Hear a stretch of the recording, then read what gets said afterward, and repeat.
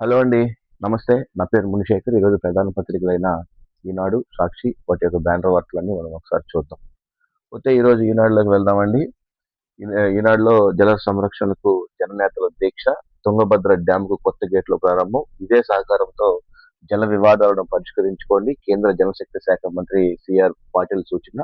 సమస్యలన్నీ తీరే నదుల అనుసంధానంతోనే ప్రధాని మోదీ సహకారంతోనే ముఖ్యమంత్రి చంద్రబాబు నాయుడు ఒక కమిటీని ఏర్పాటు చేసి ఆ, స- జల వివాదాన్ని పరిష్కరించాలి. కేంద్రాన్ని కోరినటువంటి తెలంగాణ సీఎం రేవంత్ రెడ్డి రైతుల కోసం ఒకటయ్యారన్న ఒక వార్తని మనం ఒక బ్యానర్ వార్తలో ఈరోజు ఈనాడులో చూడొచ్చు.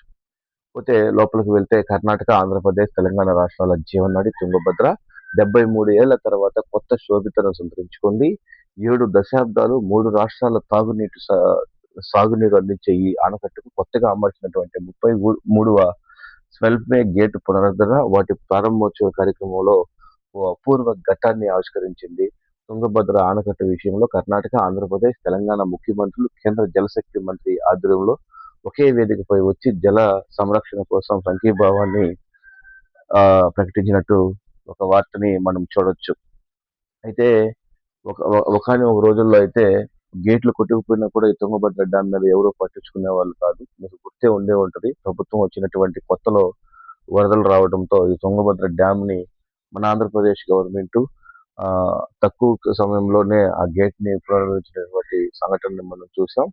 ఎట్టకేలకు ఇప్పుడు 3 రాష్ట్రాల ముఖ్యమంత్రులు కలిసి ఒక 33వ స్వెల్పేని ప్రారంభించినట్టు చేస్తున్నారు. కానీ దీని మీద చాలా వివాదాలు ఉన్నాయి. ఆ వివాదాలన్నీ ఒక సిట్ని ఏర్పాటు చేసి ఆ వివాదాలని కరెక్ట్ గా చేసుకోవాలని ఒక వార్తని రాసుకొచ్చారు. తుంగభద్రపై నిపుణుల కమిటీ, పలు అంశాలపై కేంద్ర మంత్రి, ముగ్గురు ముఖ్యమంత్రుల చర్చలు అంటూ ఒక వార్తను కూడా చూడొచ్చు.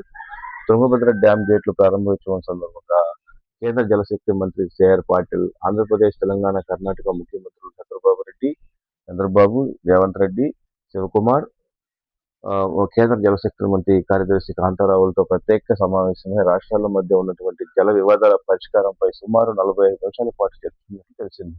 తుంగభద్రతో ప్రత్యేకించి ఆర్టీఎస్ తెలంగాణ వాటా వచ్చేలా చూడాలని కమిటీ ఏర్పాటు చేయాలని నిర్ణయం జరిగింది. తెలంగాణకు ప్రయోజనం కలిగే ఏ ప్రతిపాదనైనా చర్చించడానికి అభ్యంతరం లేదని రేవంత్ రెడ్డి స్పష్టం చేశారు అంటూ ఒక వార్తని మనం ఇక్కడ చూడొచ్చు.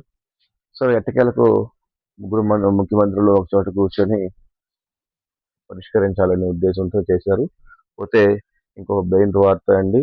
అమెరికాలో వెనుజువల్లో ఉన్నటువంటి గువేరా భవనం శిథిలం కింద చాలా మృతదేహాలు ఉన్నటువంటి భూకంపం వచ్చింది అక్కడ.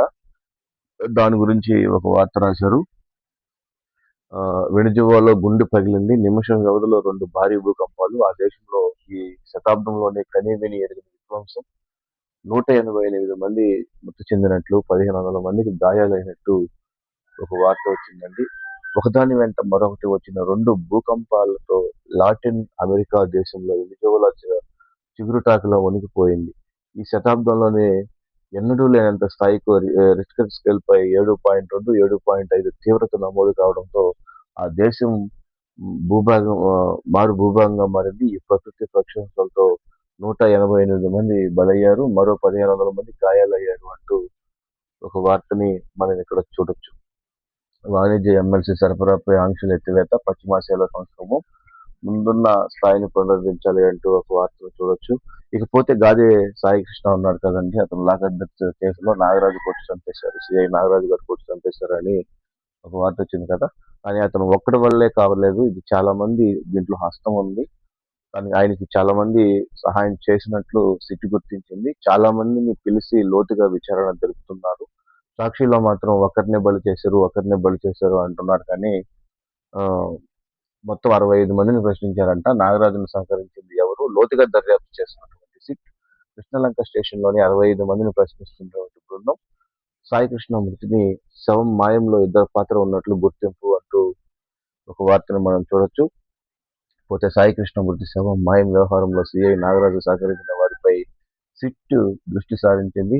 మృతదేహాన్ని ఏం చేశారు, ఎక్కడ పడేశారన్న వాటిపై సిట్ ఆరా తీస్తోంది. ఆ అధికారులకు లోతుగా దర్యాప్తు చేస్తున్నారు. టాస్క్ ఫోర్స్ బృందం సాయి కృష్ణను మార్కాపురం నుంచి తీసుకొచ్చి కృష్ణలంక స్టేషన్ లో అప్పగించినట్లు తెలియంది. మే 6 నుంచి 8 వరకు స్టేషన్ లో ఉన్న తర్వాత ఏమయ్యారనే మిస్టరీగా మారింది. స్టేషన్‌లో మొత్తం 60 మంది సిబ్బంది ఉన్నారు. వీరందరిని సిట్ ప్రశ్నిస్తోంది. శవం మాయం వ్యవహారంలో ఏం జరిగింది? ఎవరి పాత్ర ఉంది? ఈ విషయానికి ఎప్పుడెప్పుడు సహాయం చేశారు? అని అందరినీ ప్రశ్నిస్తున్నారు. మరో 5గురిని టాస్క్ ఫోర్స్ సిబ్బందిని విచారిస్తున్నారు. వీరిలో కొందరి నుంచి ఆధారాలు దొరికే అవకాశం ఉందని ఆశిస్తున్నారు అంటూ గాదే సాయికృష్ణ వ్యవహారంలో చాలా లోతుగా వ్యవహరిస్తున్నారండి. అసలు ఎవరెవరు సహాయం చేశారు అన్న విషయాన్ని గురించి సిట్ చాలా ఆరా తీస్తుంది. పోతే ఈరోజు మాదక ద్రవ్యాలు ఉన్నాయి కదా! డ్రగ్స్ వద్దు అంటే మాదక ద్రవ్యాల వ్యతిరేక దినోత్సవం అండి ఈరోజు. దాని గురించి ఒక బ్యానర్ వార్త రాశారు. డ్రగ్స్ వద్దుకో ప్రపంచ మాదక ద్రవ్యాల వ్యవహారిక దినోత్సవం అంట, వ్యతిరేక దినోత్సవం. దాని గురించి ఒక అడ్వర్టైజ్మెంట్ చేశారు. పోతే సెకండ్ పేజీలోకి వెళ్దాం. సెకండ్ పేజీలో ఏముందో ఒకసారి మనం చూద్దాం. సెకండ్ పేజీలో కూడా అడ్వర్టైజ్మెంట్ ఉంది. సో తర్వాత నిన్న కార్యకర్తలతో ముఖ్యమంత్రి చంద్రబాబు నాయుడు గారు మాట్లాడినటువంటి విషయాన్ని గురించి చేశారు. కార్యకర్తల చేజెప్పే అధినేత బీసీకు టికెట్ ఇచ్చే గెలిపించకపోతే ఎలా? పార్టీ శ్రేణులతో సమీక్షలో సీఎం చంద్రబాబు నాయుడు అంటూ ఒక వార్తని రాశారు. తెదేపా కార్యకర్తలే అధినేత అని, వారి అభివృద్ధికి సంక్షేమానికి అగ్రస్థానం ఇస్తామని ముఖ్యమంత్రి చంద్రబాబు నాయుడు పేర్కొన్నారు. బుధవారం కర్నూలు జిల్లా మంత్రాలయ నియోజకవర్గంలో పార్టీ శ్రేణులతో సమీక్షించారు. ఈ సందర్భంగా ముఖ్యమంత్రి మాట్లాడుతూ తెదేపాలోని అన్ని స్థాయిల నాయకులు, కార్యకర్తలకు గౌరవం ఇవ్వాలి. పార్టీలో అన్ని సామాజిక వర్గాల వారికి సముచిత ప్రాధాన్యం, గౌరవం, గుర్తింపు ఉంటాయని, మంత్రులందరూ మంత్రాలు ఉన్నానని, నేను బీసీ సామాజిక చెందినటువంటి రాఘవేంద్ర రెడ్డి టికెట్ ఇస్తే గెలిపించకపోతే ఎలా? మంత్రాలయం బీసీలకు కంచుకోట, మీ హక్కులను మీరే కాపాడుకోవాలి ఎలా అని కరువు సామాజిక వర్గానికి చెందిన బస్తిపాటి నాగరాజుకు ఎంపీ టికెట్ ఇస్తే ఆయన గెలిచారు. పత్తికొండలో గౌడ కోడూరుకు ఎస్సీకి టికెట్ ఇచ్చాం. అంటే ఎక్కడెక్కడ ఎవరెవరికి ఇచ్చాం అన్నీ, అంటే బీసీలకు నిన్న సాక్షిలో రాశారు కదండి. సాక్షిలో దానికి మేము బీసీలకి ఏం తక్కువ కాదు అంటూ ఆయన కార్యకర్తల సమావేశంలో మాట్లాడినటువంటి విషయాల గురించి చేశారు. పోతే 2న తిరుపతి జిల్లాలో విబిజి రామ్జీ ప్రారంభం. అంటే జాతీయ ఉపాధి హామీ పథకం కింద పథకం స్థానంలో కేంద్ర ప్రభుత్వం కొత్తగా తీసుకొచ్చినటువంటి విబిజి రామ్జీ కార్యక్రమాన్ని వచ్చే నెల 2న తిరుపతి జిల్లాలో ప్రారంభించనున్నారు. అనంతపురం జిల్లాలో ప్రారంభించాలని మొదట భావించిన తాజాగా తిరుపతి జిల్లాకు మార్చారు. జిల్లాలోని ఏ గ్రామంలో ప్రారంభించాలన్న దానిపై అధికారులు శుక్రవారం నిర్ణయం తీసుకుంటారు అంటూ ఒక వార్తని మనం చూడొచ్చు. ఈ తర్వాత పోతే ట్రావెల్స్ బస్సులు త్రైమాసిక పన్ను తగ్గింపు అంటండి. అంటే 3 నెలలకు ఒకసారి వీళ్ళు ట్రావెల్స్ బస్సులకి పన్నులు కట్టాలి కదండి. దాన్ని తగ్గించారంట. ఆల్ ఇండియా టూరిస్ట్ పర్మిట్ లో 12 కంటే ఎక్కువ సీట్లతో తిరిగే ప్రయాణికుల వాహనాన్ని రాష్ట్రంలో త్రైమాసిక పన్ను తగ్గిస్తూ ప్రభుత్వం గురువారం ఉత్తర్వులు జారీ చేసింది. ఇప్పటి వరకు సీట్లు త్రైమాసానికి 4,000 చొప్పున వసూలు చేస్తుండగా ఇకపై 2,500 రూపాయలు వసూలు చేస్తామంటూ ఉత్తర్వుల్లో పేర్కొంది. మంత్రివర్గ సమావేశంలో తీసుకున్నటువంటి నిర్ణయం మేరకు ఈ ఉత్తర్వులను జారీ చేసిందంట. ట్రావెల్స్ బస్సు వాళ్ళకి ఒక రకంగా మేలు, 4,000 కట్టాల్సింది 2,500 కట్టారంట. పోతే ఇంకొక ఇంపార్టెంట్ అయినటువంటి వార్త అండి. రాజ్యసభ సభ్యులుగా ఎంపికయ్యారు కదండి 4. వాళ్ళు నిన్న ప్రమాణ స్వీకారం చేశారు.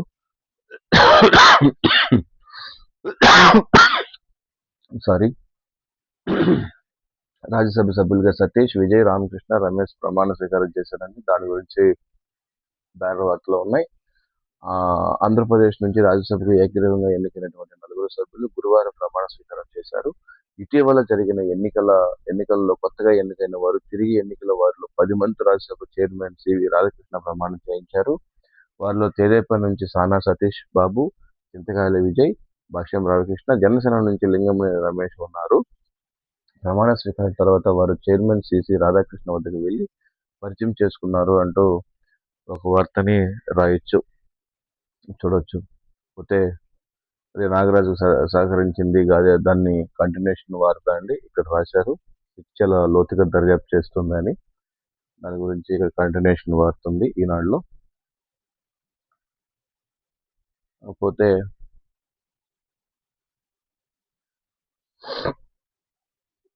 డ్రగ్స్ గురించి ఒక వార్త వేశారండి. డ్రగ్స్ గురించి రోజు వ్యతిరేకించడం కాబట్టి ఈనాడులో డ్రగ్స్ గురించి ఒక వార్త ఉంది. కానీ రోజు రోజుకి మాత్రం గంజాయి పెరుగుతూనే ఉంది. కాకపోతే టాస్క్ ఫోర్స్ సిబ్బందులు కొంతమంది హఠాత్తుగా వాళ్ళని పట్టుకుంటున్నారు కానీ, కానీ గంజాయి మాత్రం చాలా ఎక్కువగా ఉంది. దేశ ప్రగతికి డ్రగ్స్ ముప్పు అంటూ ఒక వార్తను చూడొచ్చు. ఈరోజు పెద్దగా వార్తలు లేవండి. పోతే పాక్ ప్రాబల్యానికి తాలిబాన్లు ఎసరు అంటూ ఒక వార్తను చూడొచ్చు.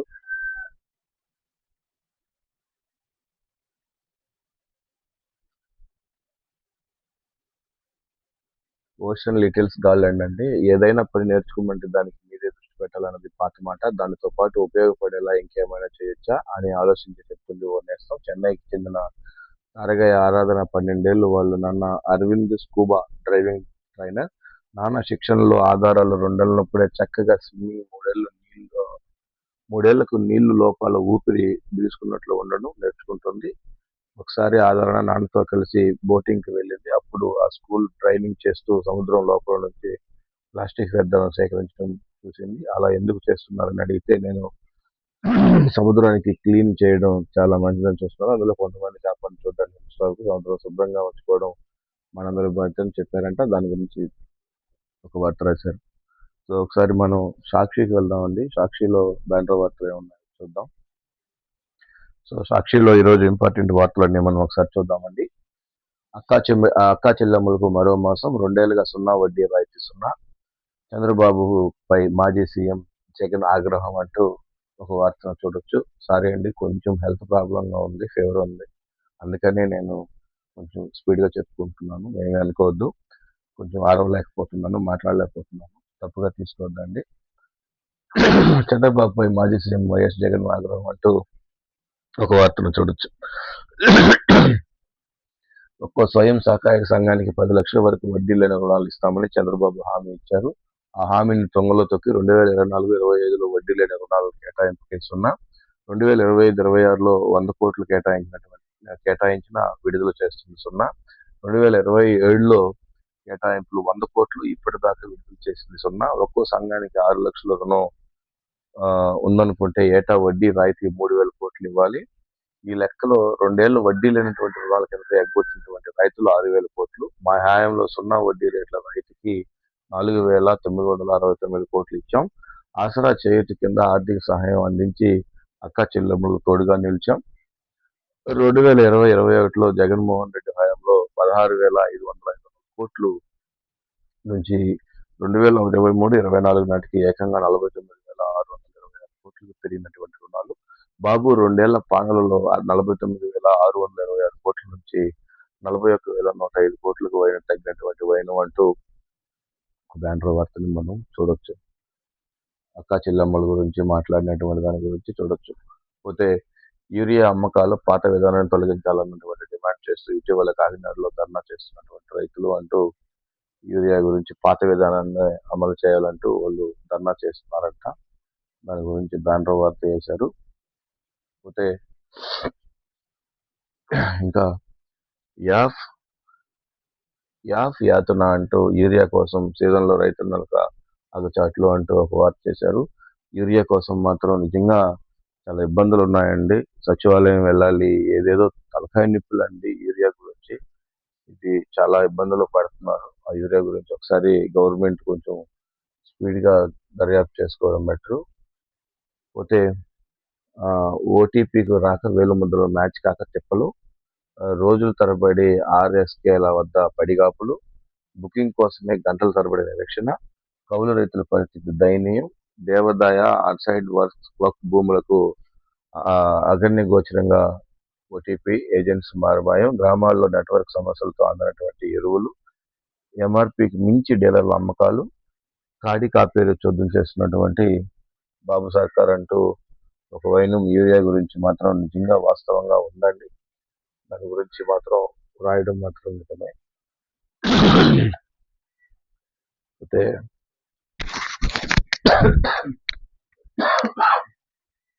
ఇది కొంచెం ప్రాబ్లంగానే ఉందండి, చూసుకోవడం బెటర్. పోతే మామిడికాయల ట్రక్ కింద నలిగినటువంటి జీవితం అంటూ ఒక బ్యానర్ వస్తుంది. చిత్తూరు జిల్లా 189 కొత్తపల్లి సమీపంలో తాజా జ్యూస్ ఫ్యాక్టరీ వద్ద మామిడికాయలు అన్లోడింగ్ నెంబర్ కోసం వేచి చూస్తూ ట్రాక్టర్ కింద నిద్రపోతున్నటువంటి ఒక డ్రైవర్ ప్రాణాలు పోయారంట. దాని గురించి చూడొచ్చు. ఇదే అండి ఈనాడులో కూడా ఉంది. వణికినటువంటి వెనుజువలా 188 మంది దుర్మరణం, 2 శక్తివంతమైన భూకంపాలు దాటిన అతలాకుతలం, 1000 మందికి పైగా గాయాలు అంటూ ఒక వార్తని మనం చూడొచ్చు. అమరావతిలో ఆగని దందా, 5 ప్యాకేజీల పనులు కాంట్రాక్టర్ విలువల కంటే అధిక ధరలు సిండికేట్లకు అప్పగింత, 751.3 కోట్లతో విలువైన 3 ప్యాకేజీ పనులకి ఎన్సీసీకి చేతిక, 218.12 కోట్ల విలువైన 2 ప్యాకేజీ ఫ్యామిలీ ఆర్ ఇన్స్ట్రాకు మొబైలైజేషన్ అడ్వాన్స్ కింద కాంట్రాక్టర్ 10% చెల్లింపు అంటూ ఒక బ్యానర్ వార్తని మనం చూడొచ్చు. రాజధాని నిర్మాణ పనులు టెండర్లలో సిండికేట్లు దందా యథేచ్ఛగా కొనసాగుతోంది. టెండర్లో నోటిఫికేషన్ ముందే సిండికేట్లతో ఎక్కువ కమిషన్ ఇచ్చేందుకు ముందుకు వచ్చినటువంటి కాంట్రాక్టర్లు సంస్థలకు వాటిని పంపించేసి ఆ తర్వాత నోటిఫికేషన్ జారీ చేస్తున్నారంటండి. దాని గురించి బ్యానర్ వార్తను మనం చూడొచ్చు. విడాకులకు 6 నెలల కూలి పీరియడ్ తప్పనిసరి కాదు అంటూ ఒక వార్త చూడొచ్చు. అంటే విడాకులు తీసుకోవాలంటే 6 నెలలు ఖచ్చితంగా వాళ్ళు మళ్ళీ కలిసి కాపురం ఉండాలనేది రూల్ ఉంది. కానీ ఇది ఇప్పుడు తప్పనిసరి కాదంట. హైకోర్టు దాని గురించి ఇచ్చింది. పరస్పర అంగీకారంతోనే భార్య భర్తలు విడిపోవాలని నిర్ణయించుకున్నప్పుడు వారి విడాకులు మంజూరు చేసేందుకు 6 నెలల పాటు వేచి ఉండాల్సిన అవసరం లేదు, కలిసి ఉండాల్సినటువంటి అవసరం కూడా లేదని చెప్పి ఒక వార్తని చూడొచ్చు. ఇది తుంగభద్ర డ్యామ్ నూతన గేట్ల ప్రారంభోత్సవం జరిగింది కదా, దాని గురించి కూడా ఈరోజు సాక్షిలో కూడా రాశారు. అయితే పోలీస్ బాసులకు తెలిస్తే సీసీటీవీ ఫుటేజ్ మాయం, ఎస్పీ లేదా కమిషన్ అనుమతి లేకుండా ఫుటేజ్ తొలగింపు సాధ్యం కాదు, చట్ట నిబంధనల ప్రకారం వీరి అనుమతి ఉండాల్సిందే, మీరు అనుమతి ఇచ్చినా పోలీసులు నేరుగా డిలీట్ చేయలేరు అంటూ ఒక వార్తని చూడొచ్చు. అంటే సీసీ ఫుటేజ్ టీవీని బాసులు లేనిదే సీసీ ఫుటేజ్ని ఎలా డిలీట్ చేస్తారు అని దాని గురించి సిట్ కొంచెం నీట్గానే ఆరా తీస్తుంది. కానీ వీళ్ళు ఉండబట్టలేక ముందుగానే దాన్ని రాస్తా ఉన్నారు. ఎస్పీ లేదా కమిషన్ అనుమతి లేకుండా ఫుటేజ్ టీవీని తొలగించడం సాధ్యం కాదు, చట్ట నిబంధనల ప్రకారం వీరు అనుమతి ఉండాల్సిందే, వీరు అనుమతి ఇచ్చినా పోలీసులు నేరుగా డిలీట్ చేయలేరు, ఎస్పీ పోలీస్ కమిషనర్ నియమించే అధికృత వ్యక్తే ఆ పని చేయగలడు. గతంలో ఇదే విషయాన్ని హైకోర్టుకు నివేదించినటువంటి రాష్ట్ర ప్రభుత్వం సాయికృష్ణ కేసులో 2 రోజుల ఫుటేజ్ మాయం కావడంతో సర్వత్రా విమర్శనీయం. అన్ని రోజులు ఫుటేజ్ డిలీట్ అయిందంటే పోలీస్ పెద్దలకు తెలిసే జరిగిందనే స్పష్టం. ఫుటేజ్ తొలగింపు అనేది సాక్ష్యాలు తారుమారు తుడిచిపెట్టడం కిందనే వస్తుంది. ఇది చట్ట ప్రకారం నాన్ బెయిలబుల్ నేరం, బాధితులను సస్పెండ్, డిస్మిస్ చేయొచ్చు, నిష్పాక్షిక దర్యాప్తుతో ఫుటేజ్ని ఎవరు డిలీట్ చేస్తారో తెలుసుకోవచ్చు అటువంటి రికవరీ చేయొచ్చు అంటూ ఒక వార్తని చేయొచ్చు. అంటే అది ఎలా డిలీట్ అయింది, ఆ ఫుటేజ్ని సీసీటీవీ ఫుటేజ్ అనే దాని గురించి ఒక వార్త రాయించారు. పోతే ఇంతకీ పౌరసత్వానికి గుర్తింపు కార్డు ఏది, 1 నుంచి పెరుగుతున్నటువంటి పాస్పోర్ట్ సైజులు అంటే పాస్పోర్ట్ ఫీజులు భారీగా పెరగబోతున్నాయండి. దాని గురించి ఒక వార్త రాశారు సాక్షిలో. సో ఇదండి, మనం ఈరోజు గట్టిగా చెప్పుకోలేకపోయాం, కొంచెం హెల్త్ బాగాలేదండి, జ్వరంగా ఉంది, జలుబు కూడా ఉంది, తప్పుగా తీసుకోవద్దు. రేపు నుంచి మనకు కొంచెం ఎక్కువగా చెప్పుకుందాం. సో ఇదండి, ప్లీజ్ లైక్ చేయండి. Thank you.